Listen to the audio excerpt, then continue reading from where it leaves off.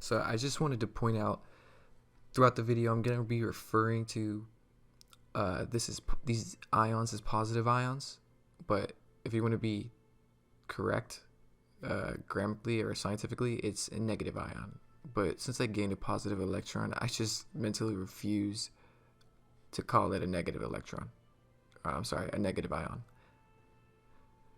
But in my last videos, I was going on about how the towers themselves were positive ion generators. So in this video, I'm going to go on to showing you more proof and more examples of how positive ions were used. And with more of artwork from the past, because I've tried translating a lot of books and this is the best way. So you'll be looking at fountains, and you'll notice that they all have the same type of architecture in them. And these fountains would do the same thing as the towers, except instead of generally emitting the positive ions, it would almost embed it into the water. So bathing and drinking from it would be purifying from sicknesses and all, anything negative on you.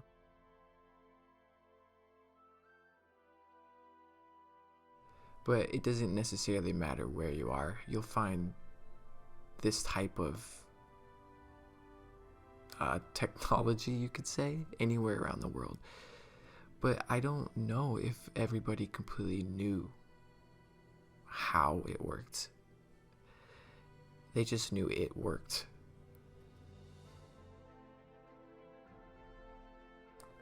But what's interesting is as more, you'll notice that sometimes the fountains won't be there.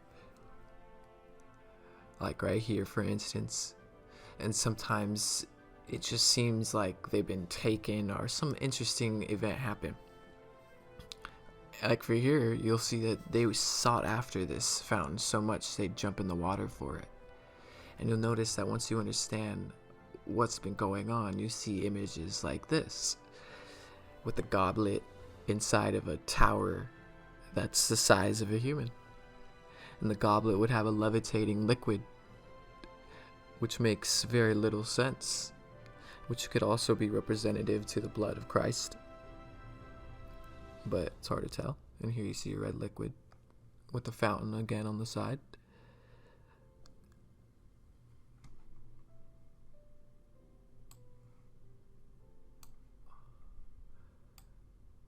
But everywhere you look, you see this type of incorporation.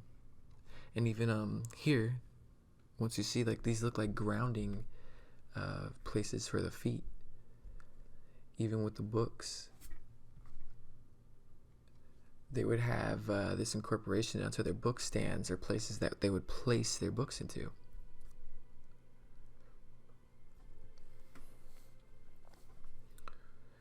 So you could only really wonder what else had this incorporation or this design incorporated into it. If I'm pronouncing that correctly. Probably not. But it's like miniature towers everywhere. And it's almost like they didn't completely understand how it worked, but they knew the design that worked. So they continuously copied that design. They possibly continuously tested designs. Notice that people even had staffs. So the staffs to me were very interesting. But the design of these staffs would vary. Some of them look like not ion emitters, but more of a type of metal that would grab ions. But there are cases like this one where they do look like ion emitters.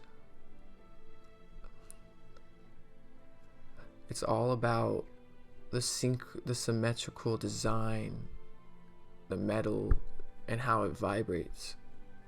And tons of priests or people back in the past would be drawn with glowing, radiating light on them. And I believe that they had so much positive ions from either the staffs they carried, the tools they wore, or just the people they were, that they could heal other people. They were glowing, like radiating.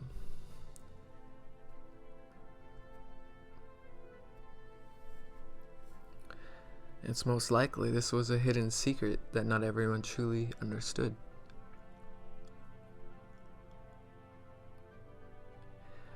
But you can see that sound, vibration, was a huge part of it. And some saints make it pretty obvious, like this one who wore bells on his staff.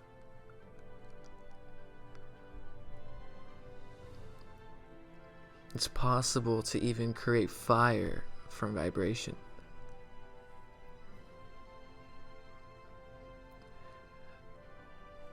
So once you know that bells are a huge secret, you start looking at that.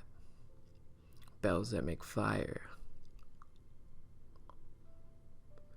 And I found this entire this artwork very intriguing. And it's tons of different people from different nations going to baby Jesus, giving him water from, looks like these purified goblets, some shaped like conches and some like trumpets.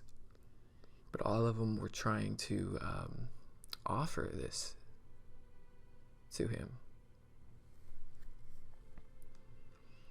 And I wonder why. It almost seems like everyone's water from their fountain was placed into their purifying goblets for the walk, to offer their holy water. And in some instances, that the liquid is red.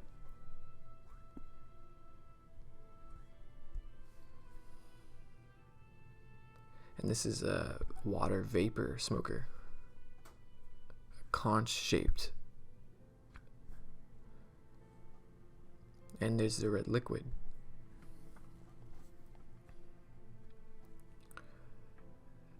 But some of these devices that they carried,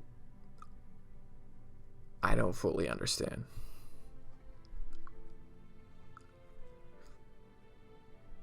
Again, with the red liquid, which is most likely wine, but it's always associated with mercury as well. But I highly doubt they'd be giving that to him. And you'll notice that sometimes they have gems, and I feel like that's possibly like a capacitor of some sort, but it's not required.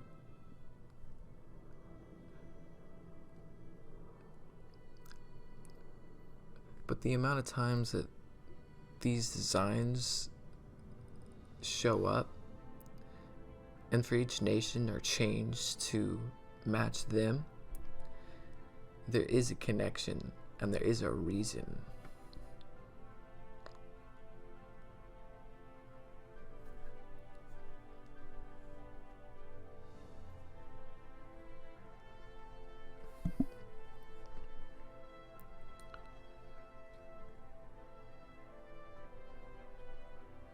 So it's all just quite intriguing, but it all makes sense. The conch is confusing me, but I still feel like it might just be for liquid.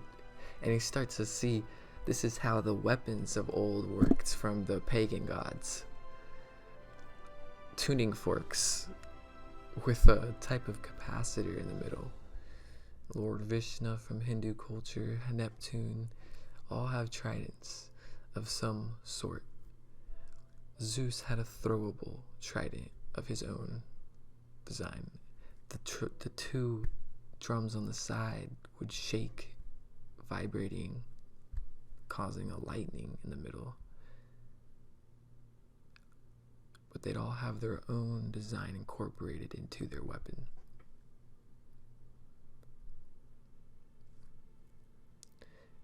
And I feel like these were the only people who really knew how it worked. even in India, no matter where you go. This would explain a lot of phenomenons. The towers showing the ions being emitted, ion propulsion, where Hindu culture has a lot of thermoacoustics from heat making sound up a tube, which is another way they could do this, which causes sound.